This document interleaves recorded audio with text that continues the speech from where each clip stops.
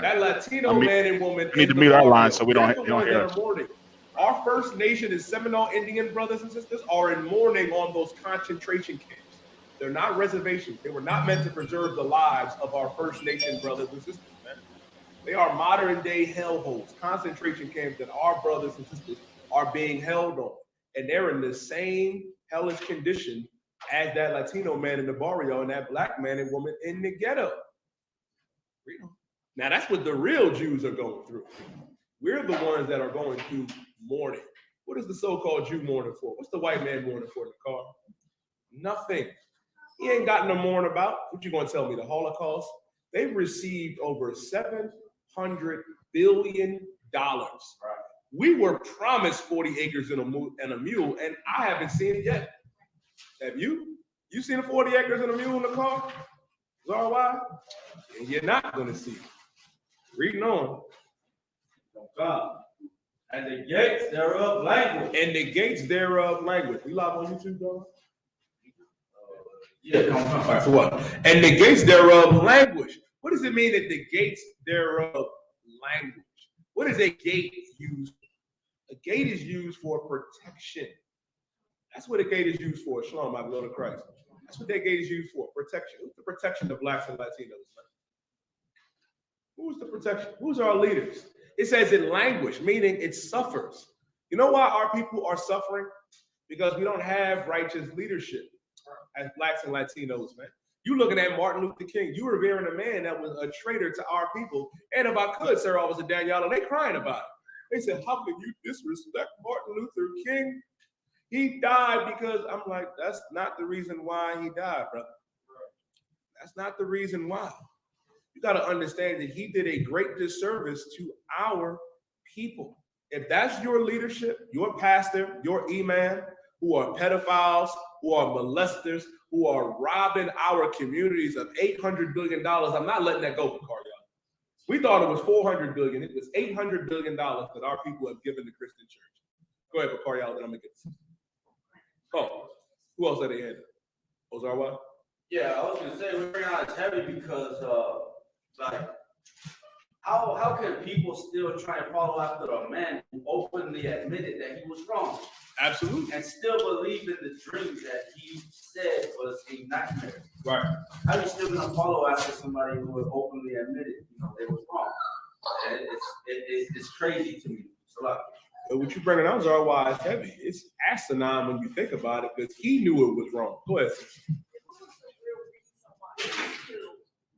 The real reason why he was killed? Now, if I could, Nakar, give me Deuteronomy 13. I'll tell you why.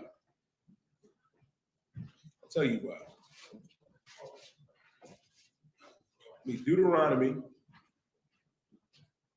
chapter 13 and verse 1. The book of Deuteronomy chapter 13 verse 1. If there arise among you a prophet or a dreamer of dreams. If there arise among you a prophet or a what?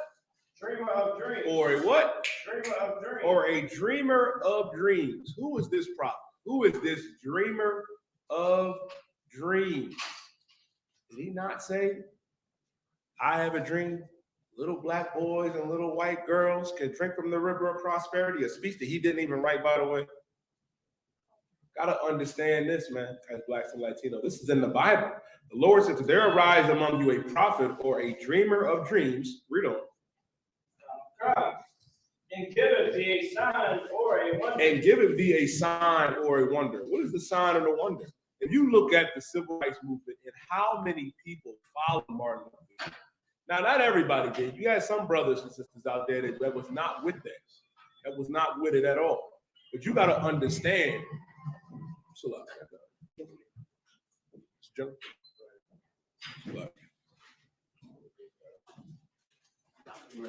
Oh, you right there? Right there? All right. Understand this. Give you a sign, a wonder.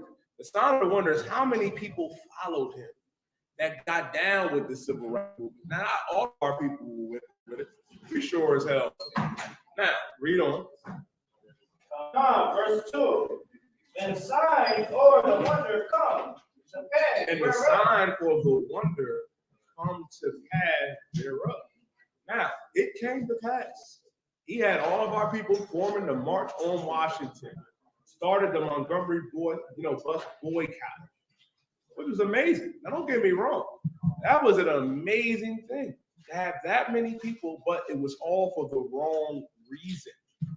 All for the wrong reason. For jobs, so that the other minorities can prosper here in America while we still suffer. You know how many people marched down on Washington following after this, brother? And a lot of our people, Alawapanya, Barak, Yahweh Hashem Yahushua Barak. Clap it up.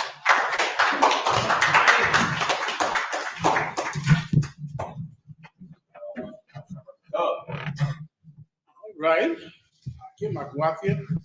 Questions. Let's get it.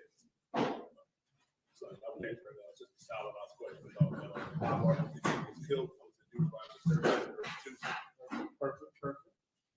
Anything else? Up front.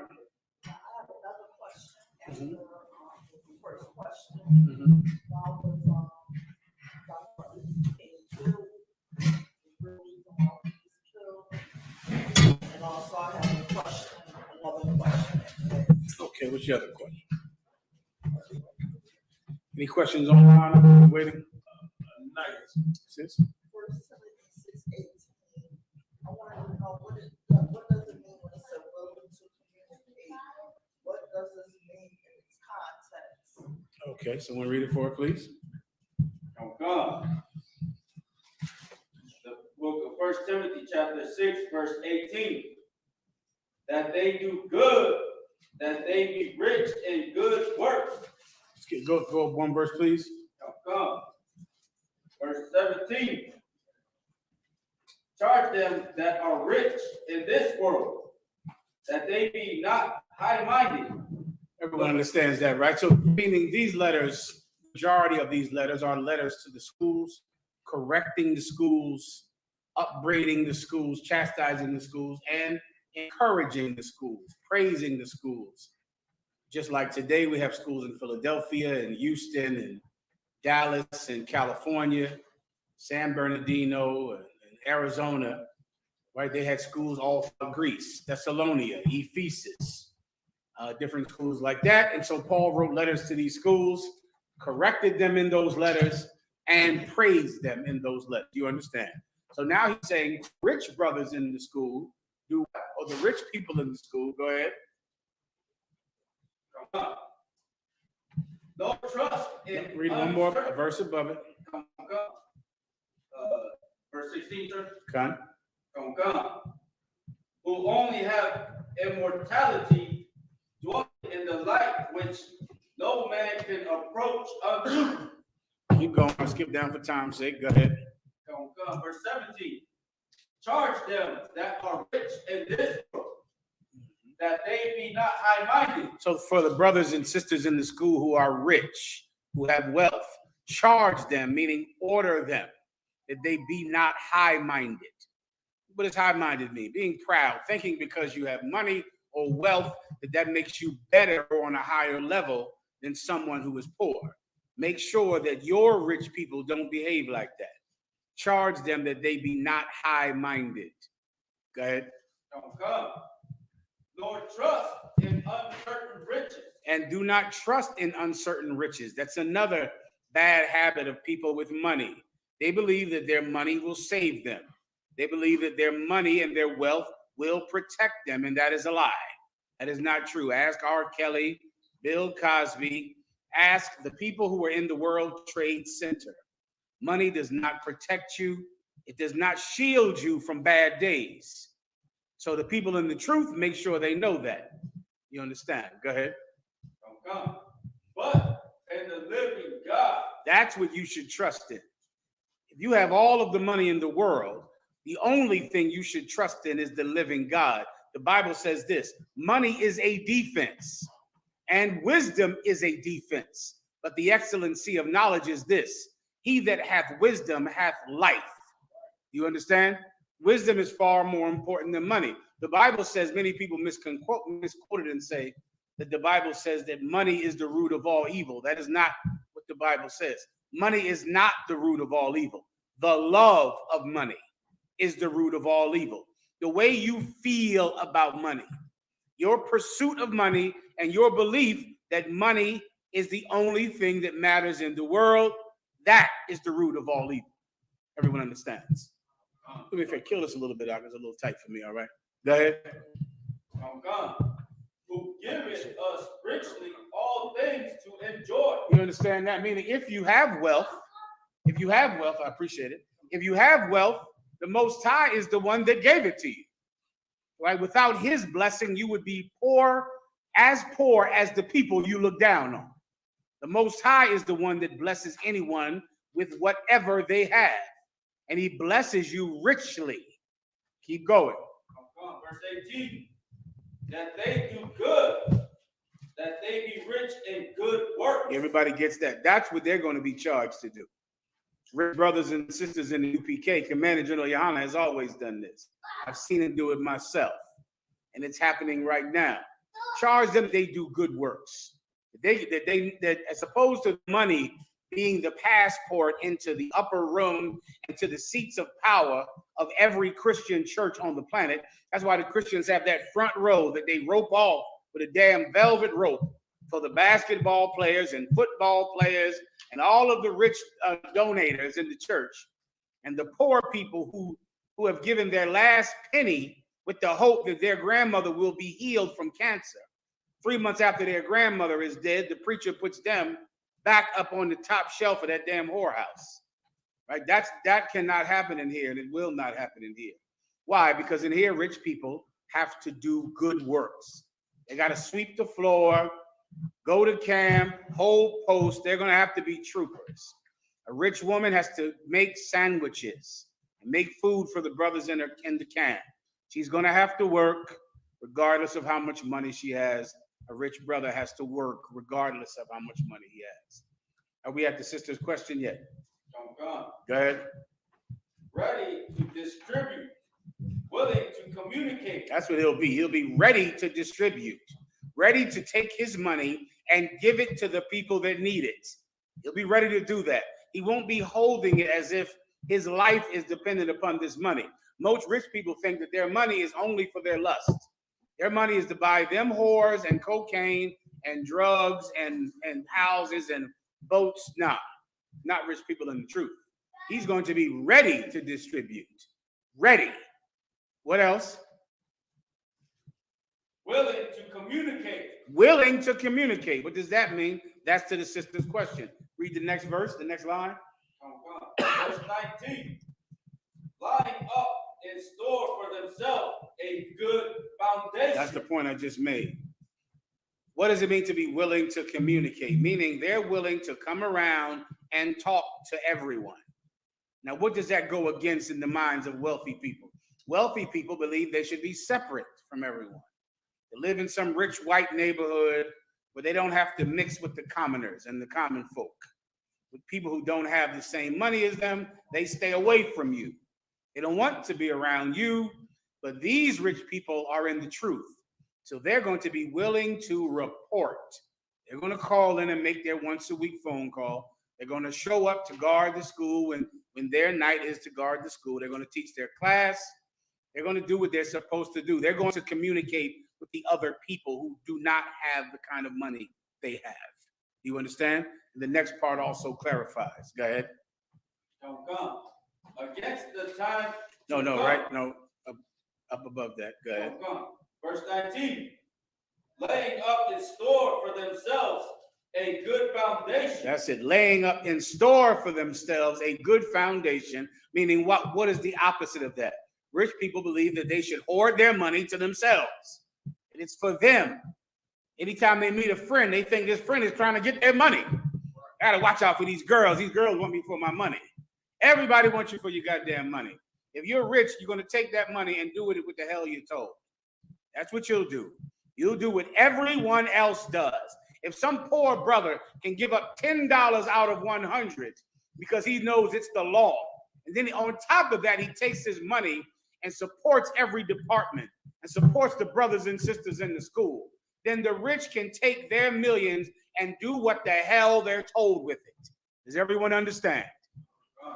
Why? Because then you lay up for yourselves treasures. Now, as opposed to hoarding treasure like Scrooge McDuck, keeping all of your goddamn money to yourself, as opposed to that, you will store up treasure with the Most High. That's another treasure, and that treasure is far more important than anything in the bank. Everyone understands. You get it now. Next question. Let me get one more online so I would know. Go ahead, Art. Brother wanted to break down of Isaiah 49 and verse 6. Go ahead. Isaiah chapter 49 and verse 6. And he said, it is a light thing that thou shouldest be my servant to raise up the tribes of Jacob. Read it again. Make sure about the it is. Mm-hmm. And he said, it is a light thing that thou shouldest be my servant to raise up the tribes of Jacob. Is that it is or is it? It is. It is. Go ahead. Is this his whole question? I got you. Keep going. And to restore the preserved of Israel. Give me 2 verses above it. The book of Isaiah chapter 49 and verse 4. Then I said, I have labored in vain. I have spent my strength for naught. And in vain, yet surely my judgment is with the Lord, and my work with my God. Meaning this is this brother losing his faith. Losing his faith. And that happens time to time with prophets of God in the Bible. It happens with the prophets of God today. Sometimes your faith can get challenged, can get attacked. And like every attack, you are expected to defend yourself when your faith is challenged. You're expected to fight back. Well, he was going through it right now. And he's believing that it can't work, it can't win. Israel will not be restored. He's serving the Lord for nothing, meaning it's never going to work. And think about the terrible condition that the truth was in at that time. Fighting and fighting just to stay alive. Every king, the king of Israel, his whore queen, all of them trying to kill the prophets of God. Slavery and oppression coming down on our heads, getting thicker and thicker every day.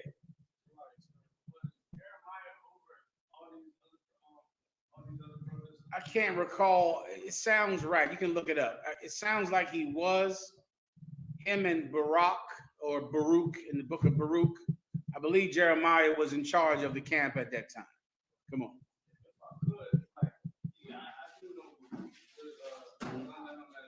Mm-hmm. Wasn't like, okay, Daniel wasn't necessarily under him because he was like somewhere. Yeah, I can't recall. It should be in the Bible dictionary. Look up contemporaries of the prophets.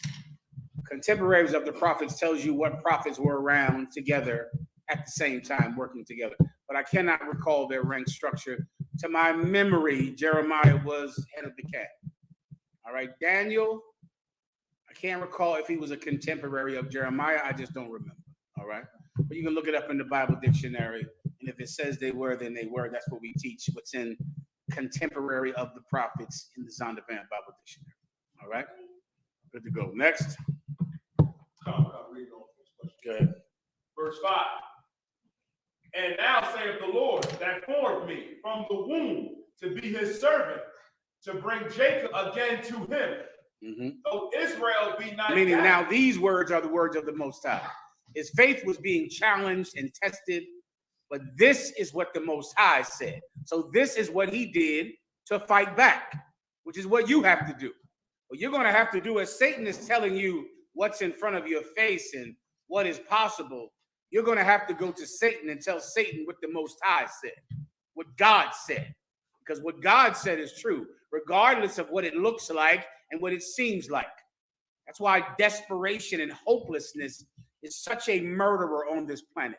Because so many people think that their feelings are facts. But here's the problem.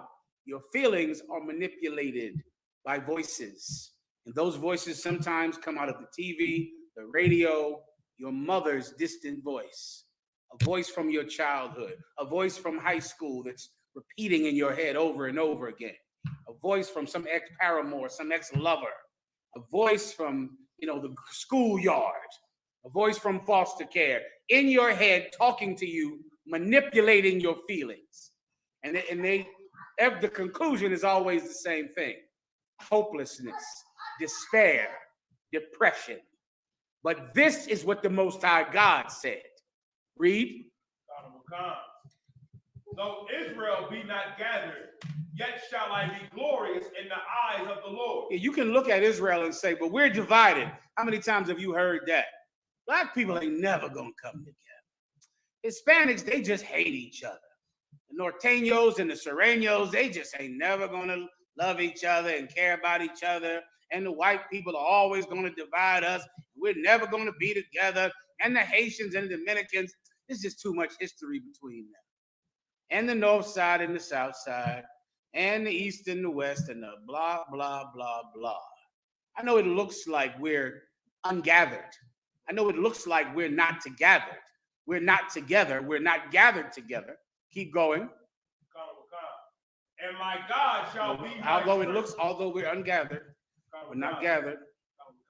Though Israel be not gathered, yet shall I be glorious in the eyes of the Lord. Yet shall I be glorious in the eyes of the Lord. Even with our people destroyed and separated, yet a prophet of God is still glorified on this planet. Don't look at the condition of your people and think that that condition means that God will not work with you. And that is a myth in the minds of so many people. You sit back and look at the world and go, look at the state of black people.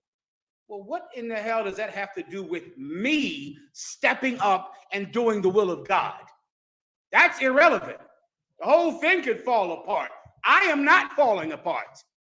I will stand for the Lord my God, and I will be glorified in him with the world in shambles, with everything falling apart, with you having every reason to quit and despair.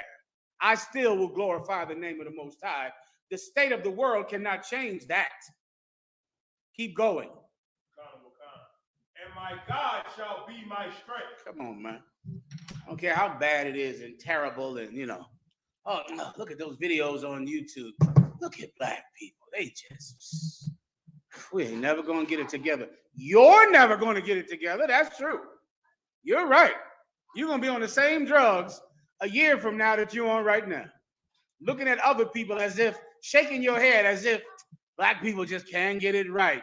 None of you might not, but I will glorify the name of the Lord thy God on the rubble, in the middle of hell. I'll still do it, and God will see it. Keep going. Verse 6. And he said, it is a light thing that thou shouldest be my servant to raise up. This is his question, right? And he said, it is a light thing. What does it is a light thing mean, blacks and Hispanics? This is slang. This is one of the, 1,000 or million times that slang is in the Bible. What is a light thing? Quick work. You understand, sis? It's not a big deal. Give her a hand. It's nothing. It's a light thing. Light work, quick work, nothing. No sweat. No sweat. It's nothing. For the Most High to do what? Go ahead. That thou shouldest be my servant to raise up the tribes of Jacob. It's no big deal, man. I'll take you while the whole world is burning, raise you up, and you will put out the fire. That's all. No big deal. No sweat. Keep going. And to restore the preserved of Israel. And to restore the preserved, because in all of the rubble and all of the fire, the Most High will still have survivors. And those survivors will need a leader. Please believe that. No matter how terrible it gets, there will be survivors and they must be led. Continue. I will also give thee for a light to the Gentiles. Read that again. I will also give thee for a light to the Gentiles. Think about the context and what we discussed earlier. What's making him sad? What's putting him in despair? It's specific. Issachar. Give him a hand. That is very hard to see, but the son of Issachar saw it quickly. He saw it with no problem. The whole reason he's sad is because our people are divided into Greeks and Romans and Mexicans and Africans and Haitians. That's why he was in despair, because our people are now scattered into other nations. We are divided. And it made him look around like, trying to save Israelites. All of my people speak Greek. They worship Diana. All of my people worship Caesar Augustus and Octavian. And, oh my God, what am I going to do? No problem. I'll just raise you up. In all of that hell and division, I'll raise you up. You'll be in charge, and you will be a light unto the Gentiles. I will set the fire, burn the shaft. There will be survivors, and I'll give you the water.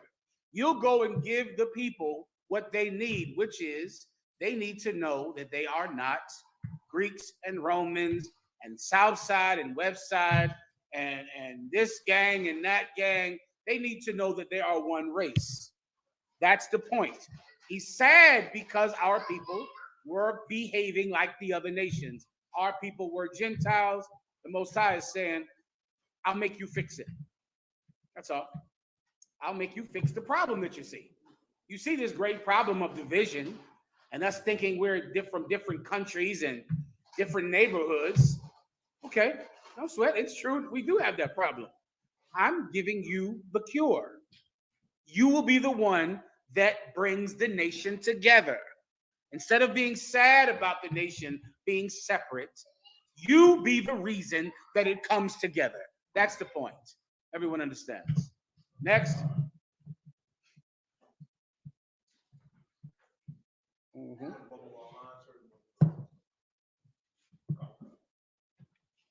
Brother wanted to break down the Ecclesiasticus chapter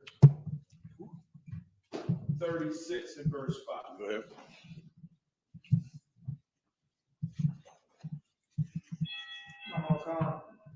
The book of Ecclesiasticus, chapter 36, verse 5.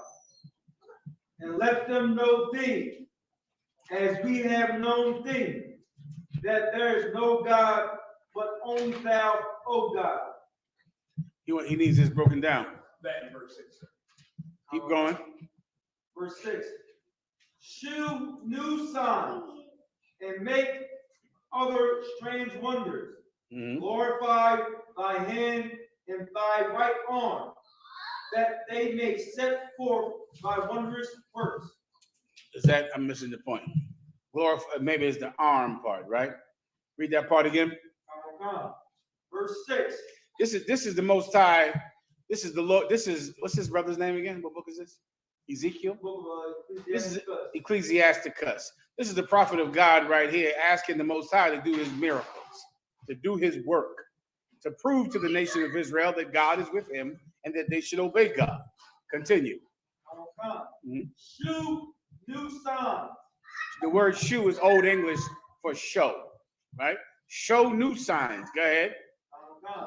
And make other strange wonders. And make other strange wonders. What's a strange wonder? A miracle, a sign, something that says to the people, wait a minute, this is God's work. I need to take this seriously. This is amazing. Like most of you, your entire life is a miracle. Everything that you've done is a miracle. The fact that you're breathing is a sign. It should be a sign to everyone that knew you from the past. If you can change, they can. Your life is a sign. And there's 1,000 more. There's some other ones. Please believe that. Continue. Glorify thy hand and thy right arm. Glorify thy hand and thy right arm. Thy hand and thy right arm are synonymous with strength. Right? You hear about it a lot in the Bible. Thy right hand, if my right hand forget her cunning. Lord, thy arm is not short, that it cannot save. That's talking about the Most High's strength. Right? It's slang. Right? Your hand and your arm are synonymous with your strength. So he's saying, glorify your strength. The Most High glorified his strength in Egypt. He glorified his arm in Egypt, brother. They thought the God of those slaves was a God that they did not have to respect or honor. That's what they thought. It was a joke. Our God was the God of peasants and slaves. So the Most High strengthened his hand, brother, and then they feared us. I pray you understand that. Look at the COVID-19 virus. The COVID-19 virus is the Most High strengthening his hand. It is him getting honor from people who would otherwise ignore him. The brothers told me, brother, in Trinidad, that they ran out of coffins. There are no more coffins. So the people are dying. They're sitting and waiting because there's no more coffins. And I remember years ago, some of you brothers might not remember, when every lunatic nut was talking about FEMA coffins. Who remembers the FEMA coffins? Oh, y'all remember. Oh my God, the FEMA coffins. The FEMA, they got these coffins. They're going to kill us all with these coffins. They got these coffins, they're going to kill us all. I laughed the thing to scorn. Make fun of anybody that talked about it at all. They couldn't do that about it. I just laughed at them, right? Lo and behold, the Lord plagues everyone with a terrible plague. The plague so terrible, every country on the planet is terrified of it and scared to death of it. And yet, Black people find magically these websites somehow that are telling Black people not to take the vaccine. I wonder what happens if they don't take the vaccine. You're going to need those FEMA coffins. There is a government conspiracy to get Black people not to take the vaccine. It's population control. Remember that? Raise your hand if you remember population control. Oh my God, population control. Then a vaccine comes that is killing everyone. And you found this website somehow pop right up on your feed.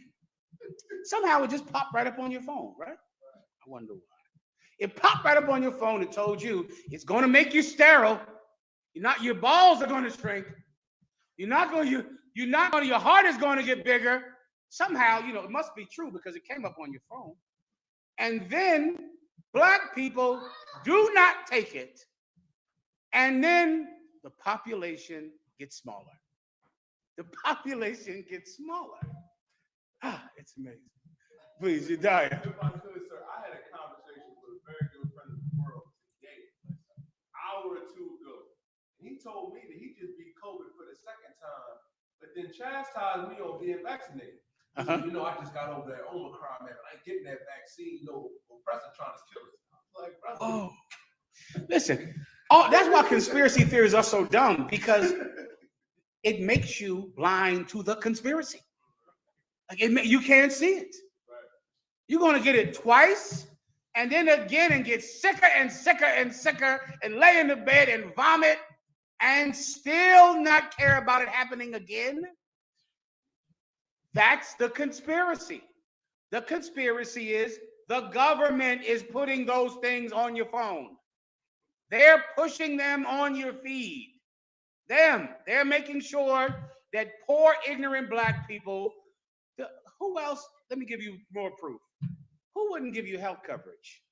Raise your hand if you want to tell me who refused to give you, who makes you kick your husband out the house so you can get health coverage. Tell me who it is. Anyone want to give it a try? Whoever has tried to get health coverage, but they won't give you health coverage if you have a job, and they won't give you health coverage if you have a man. And you need health coverage because, of course, you don't want to die. Who refuses to give Blacks and Hispanics health coverage, so much so that they had to go fight to get Obamacare? What came up on your phone during Obamacare? Who wants to know? When the Obamacare debate was going on, what came on your phone? Anyone know? Don't sign up for Obamacare. Do not sign up for Obamacare. I wonder why that popped up on your phone. Population control. They don't want you to go to the doctor. They don't want you to have health coverage, and they don't want you to get the vaccine because they want you to die. Because that is population control, and you're going to need them coffins. You're going to need those FEMA coffins. Go look it up and Google it. They're running out of coffins everywhere. Everywhere. There's no room anywhere because of all of the dead people. The population is better now. It's manageable now. Officer.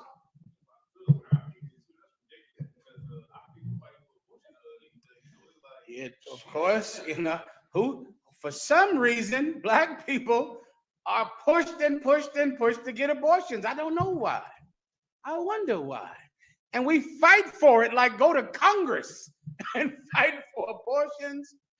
And we don't trust Obamacare because that's the mark of the beast. We don't want health coverage because that health coverage it might make you live. We can't have that. And we don't want any vaccines because about 10% of the planet died. So we got to make sure we get some of that because there's a government conspiracy trying to kill you. I believe I made that point. I don't know what else to do for you. Keep reading one more time. Shew new signs and make other strange wonders. That's a sign. That's a strange wonder. The Most High did it. He did it. Continue. Glorify thy hand and thy right arm. Keep going. That they may set forth thy wondrous works. I said that they may set forth thy wondrous works. So now that he has made himself so strong and so famous, now everyone talks about what he did. That's setting forth, meaning presenting his wondrous works. The Most High created the COVID-19 virus. It's him. He did it. He did it. And your oppressor is the one getting you to not take the vaccine and not to go to the doctor and to get an abortion and to smoke more weed. It's him doing that. Everybody understands? All right, come on.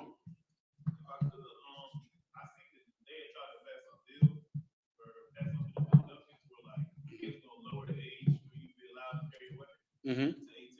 Mm-hmm. And they wanted it to where I think you didn't need a permit. You just carry your weapon. Everybody can just carry a weapon. Like I think they wanted to make it open carry. I wanted to ask you, like, what do you think the reason was behind that? Was that for our? I would look and see if that's actually true. Traditionally, places like Philadelphia, Chicago, New York have draconian gun laws. You can't look at a gun. You can't make a finger gun in Philadelphia or New York. Like they're strict about guns. Now, Pennsylvania is slightly different than the other cities I described because most of Pennsylvania is rural white people. And really only Philadelphia and the surrounding area is where blacks and Hispanics live. So the gun laws in Pennsylvania, a lot of the times Philadelphia's gun laws will reflect Pennsylvania's. It's a majority white Donald Trump state. You understand? With one city that has black people and Hispanics in it. Okay, but you got cities like inner cities, Chicago, you can't think about a gun. Right? They drop into your house if you think about a gun. There's terrible gun laws. But in Wyoming, Arizona, everyone walks around with a gun. Felons carry guns in Arizona. Felons, 6-time felons, you can carry a gun, no problem, as long as it's open carry. Is that your question? But I would just double check it and see if it's true. Go ahead. If I could, it was something that like they had passed on one part, but then when it got to the government, he said he was going to veto it. Right. That's what usually is. I was wondering, like, wow, like, are they doing that more for the rural oppressors? Because, like you said, that's most of what it is. Exactly. Meaning that really, like most things in life, it really has nothing to do with us because we're too small a population. Most things in life are not about us. It's about the war between the red and the blue, the Democrats and the Republicans. It's the war between two sets of white people. And all of politics is a war between two sets of white people. And we're really the slaves that will serve whoever is in charge. And that's what they consider us to be. You understand? All right, go ahead. Next, go ahead. Let me get Sawanah. Sawanah, what you have?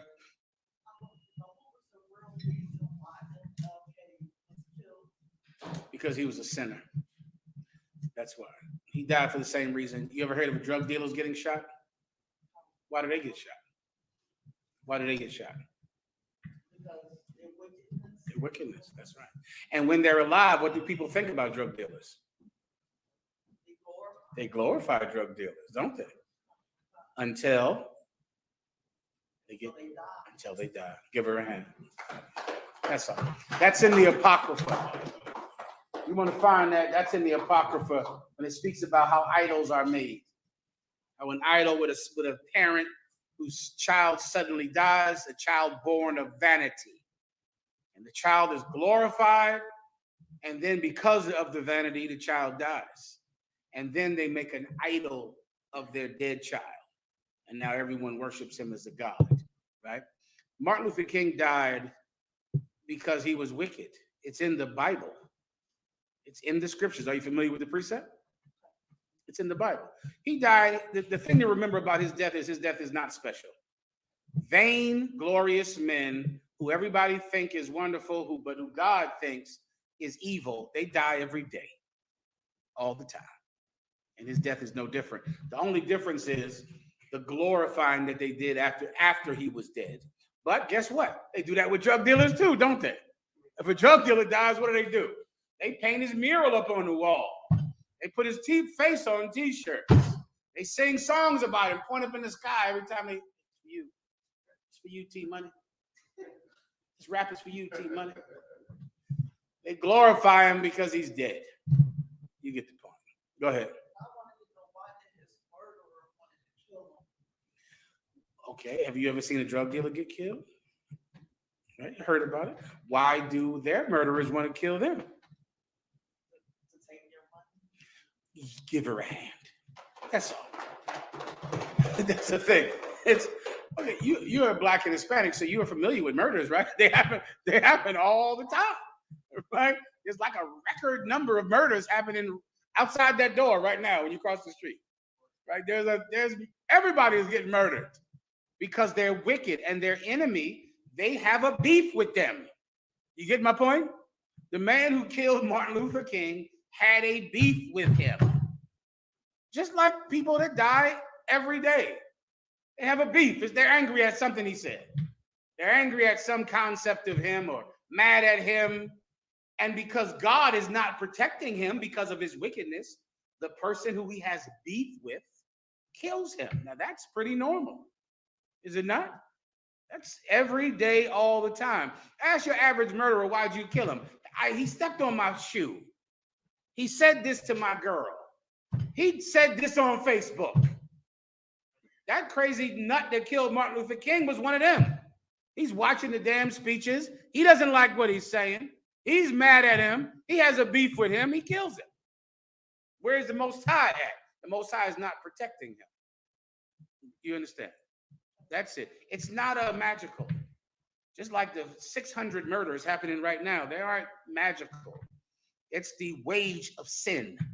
You understand? What you have to pay is what you pay when you're a sinner. You pay with your life. And why will they kill you? 1,000 different little stupid reasons. My God. I mean, you made a song and you made this song, you're getting shot. It's this song you made. This person just is mad at you, looking at your pictures on Facebook, hates you. You're getting shot.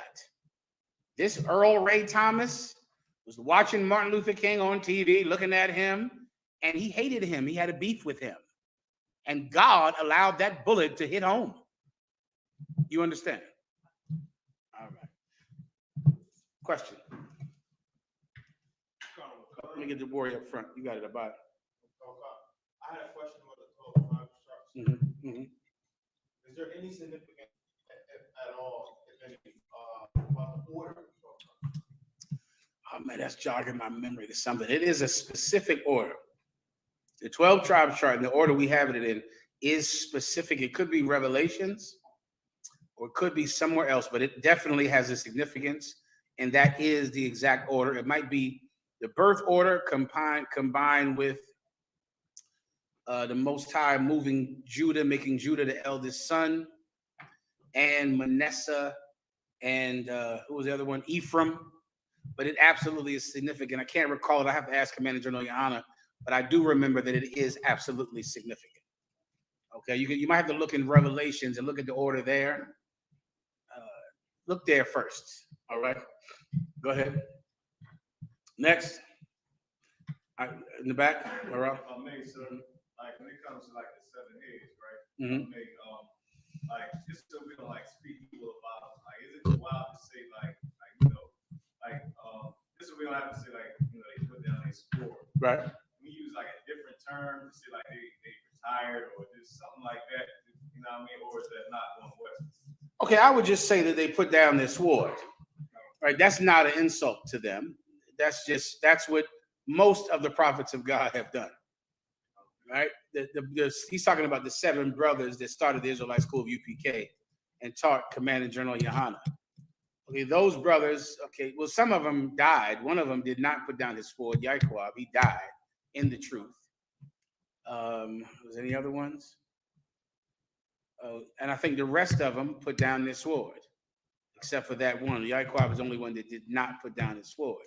Now, with that, they left the truth and they put down their sword. I still would never dishonor them because even in their time of weakness came in old age. They put down their sword in the damn 70s.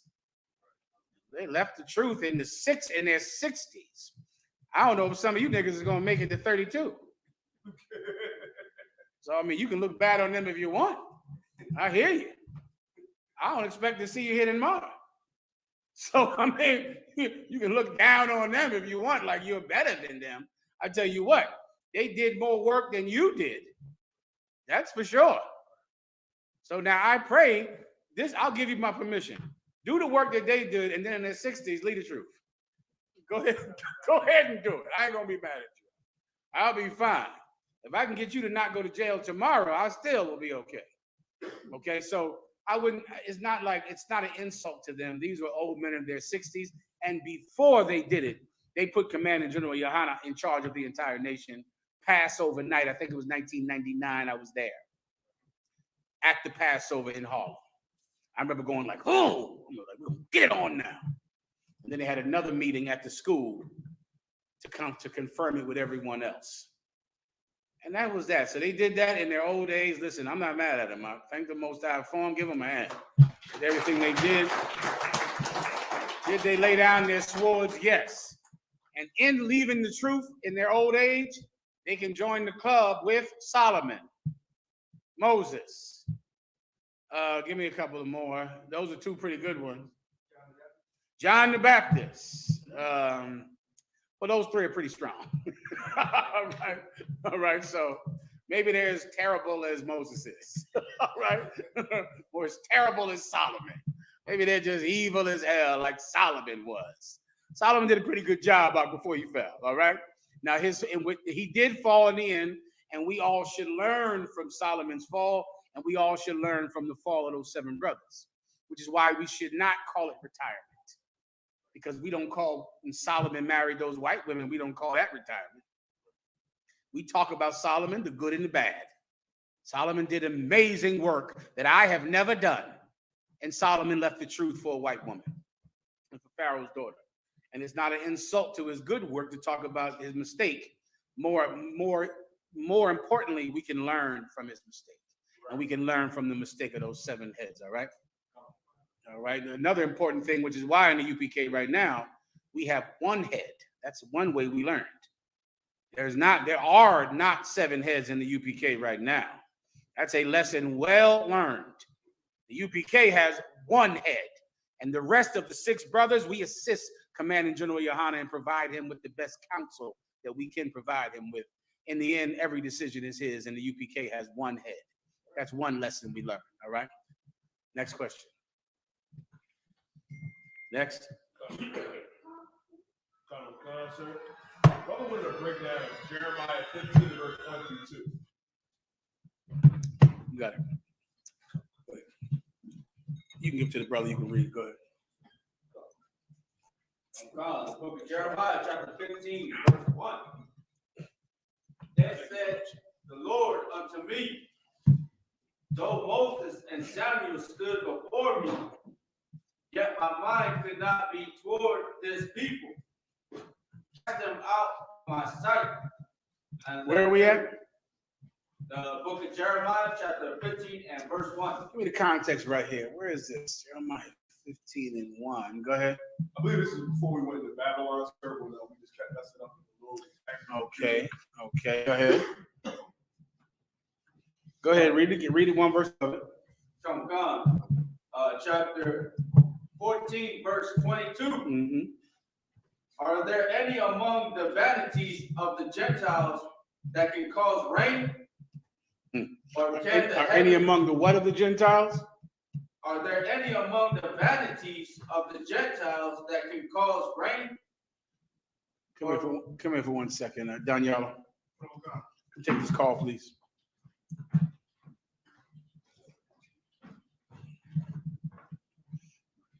You got it. Let me know what happens, all right? Go ahead. What are the vanities of the Gentiles? They're gods. Send a text message. Tell them to call you now. They're gods. That's the vanities of the Gentiles. They're gods. Vanity means what? Nothing. What do the Gentiles worship? Nothing. They sacrifice to nothing. So tell me, which one of your gods can make the rain? Huh? Can Baal do it? How about that Christmas tree? Can it do something for you? All right, what about Buddha that you got sitting in the Chinese restaurant helping you make fried chickens, 4 chicken wings? Can that Buddha in Chinese restaurants, can it get up and make those fried chicken wings? Can he do a shift in there? Every Chinese restaurant has a Buddha sitting in there, one of those cats. They got a cat with 2 paws sitting in there like this, giving him candy. Can that cat make that fried rice for me? Because I got to get the hell out of here. So can you get that cat down and have him make these chicken wings? Because damn, it's been a while. So this cat does nothing but sit there and get candy put on it in front of it? Can it do anything? Can all of these gods that you worship, can they make the rain? Go ahead.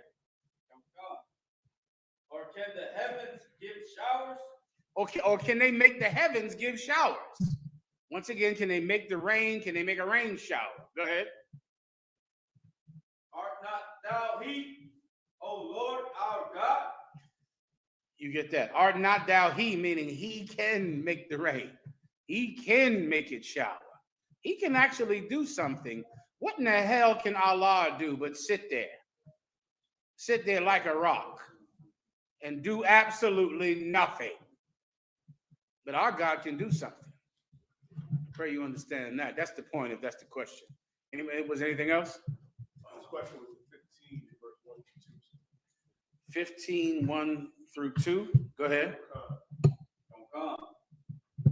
You want me to finish off verse 22, sir? Oh, read till his question is done. Go ahead. For thou hast made all these things. Chapter 15, verse 1. Then said the Most High unto me, though Moses and Samuel stood before me, yet my mind could not be towards this people. 1 second.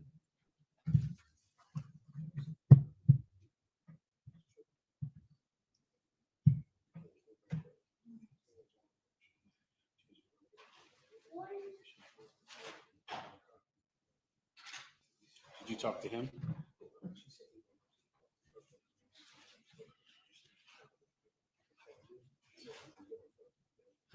Call Captain Zaria.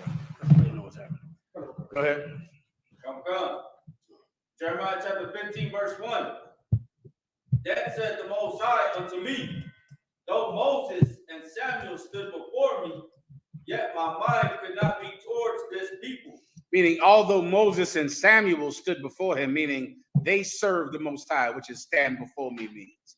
They were up front. They represented the people. They served the Lord, but yet his mind could not be towards these people. Meaning, he had the prophets of God were righteous, but the people were wicked. Continue. Come. Cast them out of my sight, and let them go forth. Verse 2. And that shall come to pass, if they say unto thee, whither shall we go forth? Then thou shalt tell them, thus saith the Most High, such as are for death, to death, and such as are for the sword. Meaning this, let me give it to you briefly. Cast them out of his sight means kick them out of my land, which is what happened. Meaning we had prophets of God who were constantly warning us, telling us to change, warning us that this would happen. If we did not change, the Most High would send the oppressors like the teeth of beasts. They would destroy us. He kept warning us and warning us. Those prophets stood before God, but the people did not. And so finally, the Most High got sick of it because mercy runs out. And finally, he sent the oppressors, the heathens in to take us into Babylon. That's where the Babylon captivity comes from. All right? And what happened in Babylon? Death. That's what happened in Babylon. 600 murders a year. That's what happens in Babylon. Running out of coffins because you don't want a cure. That's what happens in Babylon. That's what happens. Abortions and drug addiction and fentanyl. You will not take the vaccine as a needle, but you will inject yourself with fentanyl.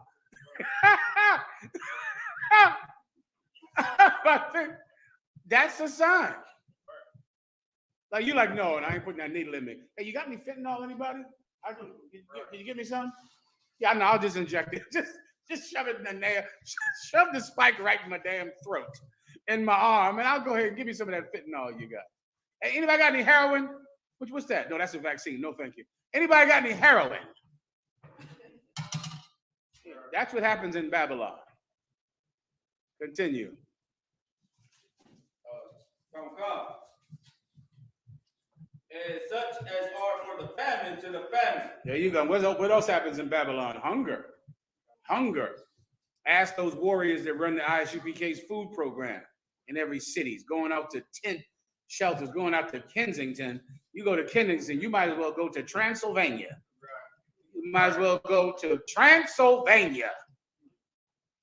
Even go to Kensington, I think I'd need 6 vaccines to go down there. I say, how hard can you boost me before I go? I need to get boosted all the way to the goddamn sky. How many can you get in me? Can I just drink it? Can you put it in my scotch? Because before I go to Kensington, I need 17 boosts up.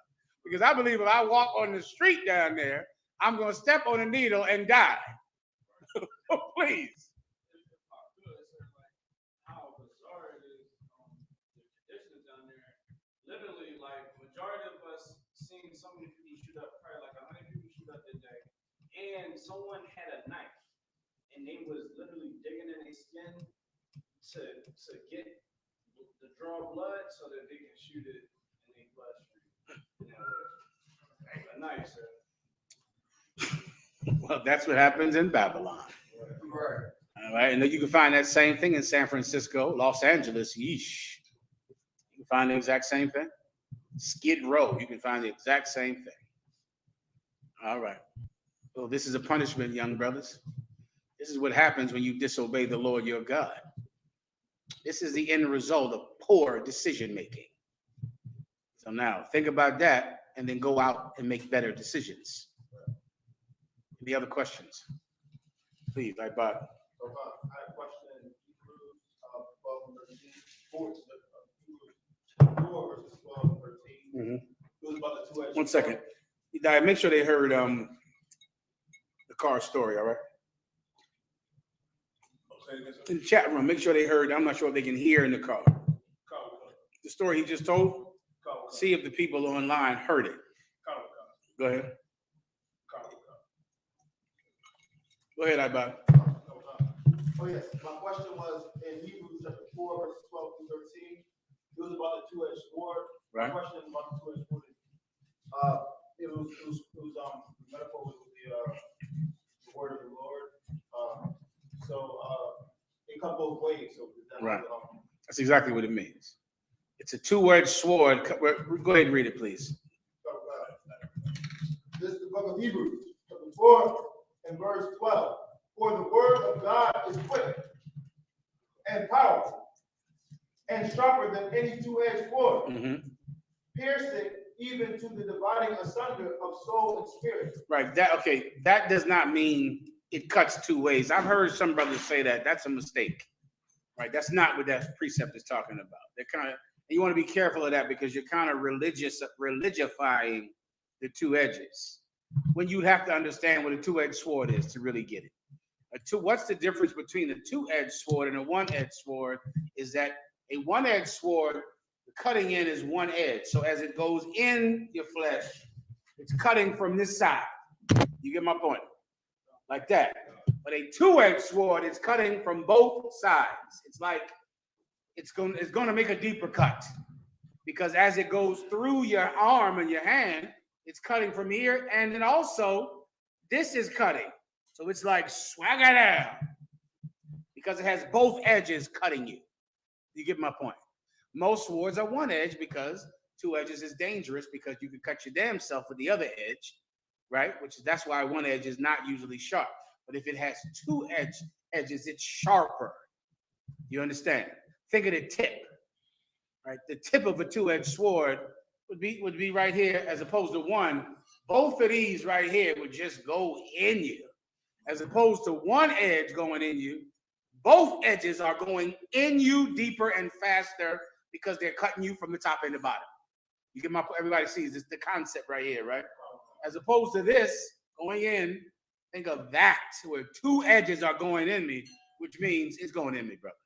You get my point? That's the point. The word of the Most High cuts deep. That's your breakdown. Not that it cuts in two different directions, but it cuts deep. That's the point. All right? Next.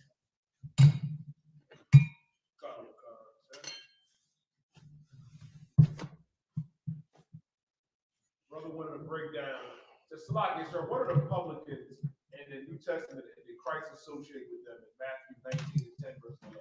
Christ taught the publicans, and no one else would even go around them, right? A publican is a tax collector.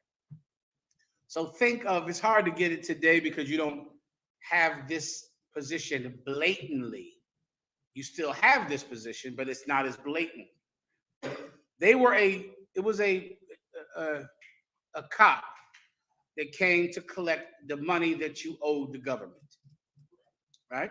What do you call those today? Cops. That's what a cop's job is. A cop is actually a money collector. The entire job is about money. Right? The tickets are not about making sure the roads are safe. The ticket is about the money. It's supposed to they have a quota every day that they have to meet. Just like a salesman has a quota. They get in that cop car and they got to go out there and make 10 stops. And those 10 stops, if it's a felony stop represents thousands of dollars. A murder is $200,000. That's $200,000 for a murder. The lawyer, the fines, the fees, $200,000. Sometimes $1 million. If you want to beat the case, you don't really need about $1 million to get up out of jail. If you don't have $1 million, go in and do your time, right? But it represents cash, everything that you see, child support, the meter maid, the ones with put the quarters in the goddamn, the meters. A cop is really collecting money all day, collecting fines all day, all night. Well, a long time ago, they called them publicans because they policed the public, right? They just like a cop is a civil officer, right? Because he polices the civilian population or the city.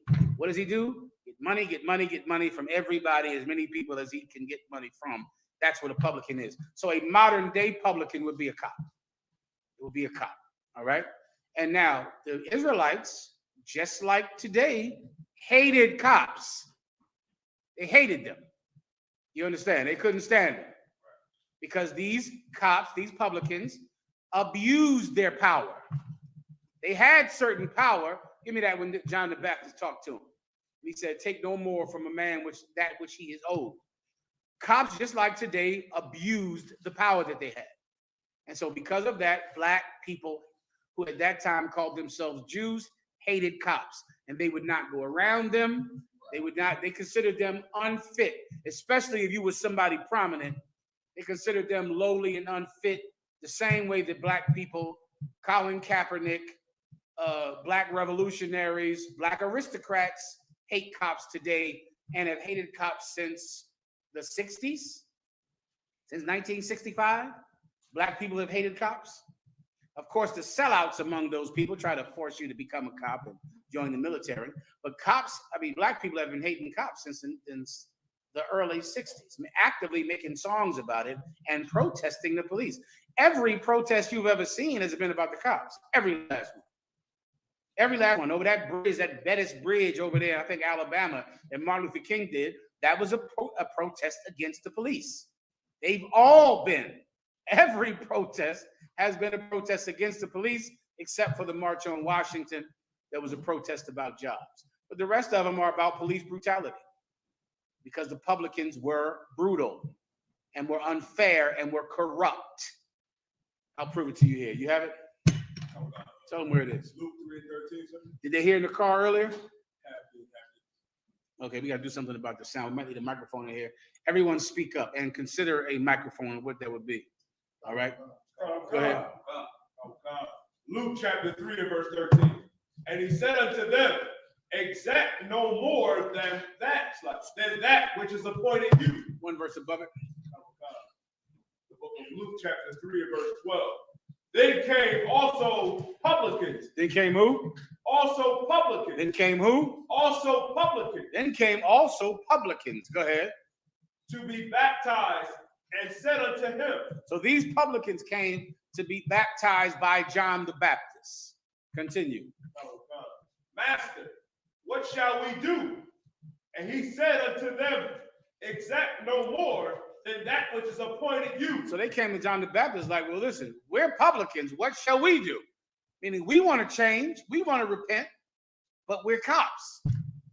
We're publicans. What should we do? And this is what he said. Go ahead. Verse 14. And the soldiers likewise. He said, do what? Exact no more than that which is appointed you. Meaning, don't take any money from someone that you aren't supposed to take, because that's what they were doing. They weren't just fining the people and taking the tax money for Caesar. They would take the tax money and double and put the rest in their pocket. They would steal. They would steal from the people. They would take bribes and they would rob the people. And so if you're going to claim to want to repent and change, this is the first thing. Don't take money that you're not supposed to take from people. Stop being so corrupt. Stop being a damn thief. Hold your point 1 second. Continue. And the soldiers likewise demanded of him. And then who else came there? Soldiers. Roman soldiers, they were there as well. And likewise, they said what? Demanded of him, saying, and what shall we do? And they said, well, what are we going to do? We're not just civil authorities. We're soldiers under Caesar in the army that kills people. What are we supposed to do? Go ahead. And he said unto him, and he said unto them, do violence to no man, neither accuse any falsely. That's what he said. You're in the army? No problem. Do violence to no man. None. What is violence? No, that's not what violence is. In a court of law or in America. That's not what violence is. To unlawfully harm someone or attempt to harm someone. That's violence, right? Violence is not self-defense, which is the point. Self-defense is not violence in any way. Actual non-violence would mean that you never harm anyone without it being in defense of yourself or others. Violence is when you harm someone and you are not doing it in defense of yourself or others. You can just look this up or ask Alexa. Everybody knows already. Everybody gets it, right? So he's telling them, if you're in the military, don't go out and murder people. Don't go do that. And do what else? Read the next part. Neither accuse any falsely. And don't accuse anyone falsely. Don't lie and set people up, which is exactly what cops do every day in court. They go into that court and they falsely accuse people. They say that the brother did something that he did not. They say he had drugs on him when he did not have drugs in his pocket. Or they plant drugs in his pocket. In essence, he's saying, if you're going to be a cop or a soldier, stop being a criminal as well. That's the point. All right, next question.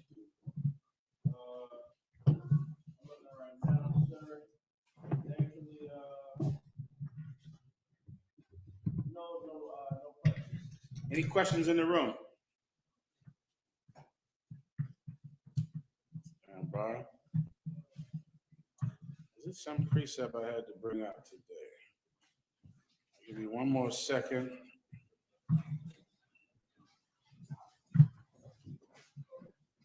Mm-hmm.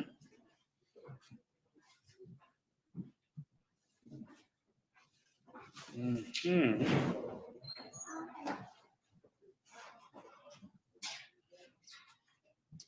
Bear with me.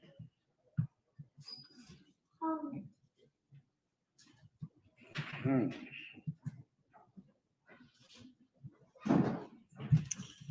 Okay, I think this is the one I had. It was some other question the brother asked me.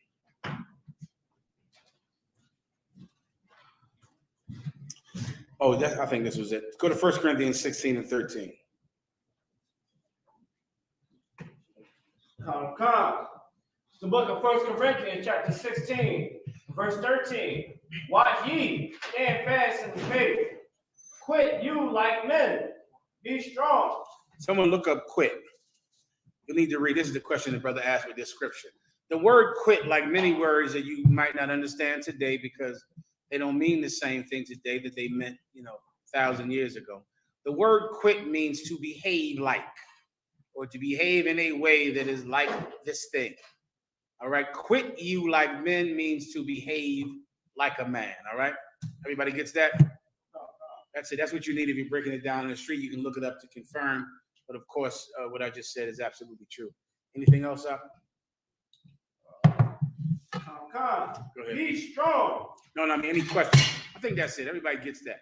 All you need is to quit. I think the rest you can understand. But to quit yourselves like men means to behave yourself like men. All right? Questions? The car? I'm sorry. Sir. Daniela? About the marriage, right? About who? About marriage, right? Marriage? Go ahead. So a woman, she can't divorce, she can't leave her husband Right. under no circumstances, meaning the only way that she can do it is death. Right. Okay, that was the question, like, so, because somebody had asked, what if a woman found out that her husband was a homosexual? Right. Would she be able to leave? Well, the Christians need to know that because that's happening all the time. Right. Okay, if you find out that your husband is a homosexual, you cannot go have sex with a new man, which is what divorce is, right? Divorce is not sleeping on the couch. Divorce is not, I'm not talking to you. Divorce is also not, we live in separate places. That's not divorce, right? Divorce is she has sex with someone else. And that is the giant misconception when it comes to women in the world. They believe that there must be a scenario where they can go what? Have sex with another man, which is what we're talking about. Okay, and here's the problem, baby girl. The new man, he's gay too. And so in essence, you're gonna have a string of homosexual men. Sooner or later, the answer cannot be have sex with someone new. That can't be the answer because that's how we got in this mess. Sooner or later, you're gonna have to close your legs. The key to birth control is a dime. That's it, one dime. Take that dime and put it between your knees and leave it there. Now, if you can do that, you can control yourself and you can make better decisions. But the answer to a bad husband is not to go get another bad husband. I can't do more than that for you, all right? So if you find out your husband is gay, stop having sex with him, right? You're allowed to protect yourself, right? Even a rose has thorns. Everything is allowed to survive. So if your husband is gay, sex with him could kill you. The act of sex could mean you contract HIV, AIDS, and you die without those, drugs that they have right now that can make it a chronic disorder. You better take those drugs for the rest of your life, or you're going to die. And if not AIDS, my God, a lot of other things, but mainly AIDS, if he's a homosexual. So your husband is gay. I'm not going to run out and find a new gay man to have sex with, but what I will do is I'll stop having sex with him because I don't want to die. Now, what does that mean? You're having sex with no one. You're done. Go into that room, learn to crochet. Go back to school. Do something with your life because sex is out of your life until he dies. Here's the good news. He's gay. He'll be dead soon any day. All right? So there's no reason to rush. All right? Why rush? In a minute, he'll die of AIDS, and you'll get to go to the choir and find you a new gay man to do the same thing with. All right? I got to get the hell out of here. With that, pass the class over to Police Officer Dunyard.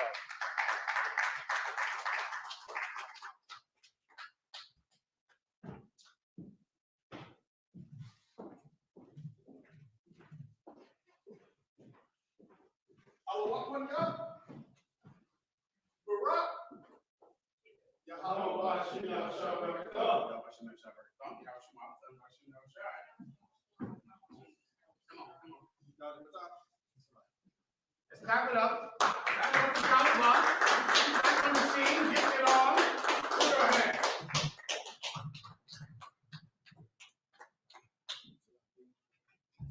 ISUPK security announcement. We in the ISUPK started out of 1 West, 125th Street, Harlem, New York. Under Commandant General Johanna. Rule for new brother and sister. When a new brother or sister comes into the school, they are off limits for 6 months. They are to be saluted only. They are here to shed themselves in the world. If they need transportation, the teacher will arrange it. After 6 months, in which the brother and sister will court each other. So, after this 6-month period, the brother and sister will get permission from the head to marry. Times, which is a commandment. Numbers chapter 18, verse 21. Malachi chapter 3, verse 8 through 10. Means 10th in Hebrew. My Asherah, 10% of every penny of any increase the Lord give you. Give to the Treasury Department, priest fund, free will offer for priests, not mandatory, whatever amount you would like, up become a holy convocation, which is Purim. That would be February 14th. If any brother wants to be a trooper in the school, start to wear all black boots, shirt, pants, headband, or scarf, and with that, imagine, which means stand. Men of Israel, we're going to give a courtesy salute. Men of Israel, Imam Shabbat, imagine, Barak, Yahweh, Shabbat, Yajamatah, Sar, which means turn to face the sisters. Sisters, imagine, which means stand. Men of Israel, we're going to give the sisters one courtesy salute. Men of Israel, Imam Shabbat, imagine, Barak, Yahweh, Shabbat, Yajamatah, class dismissed.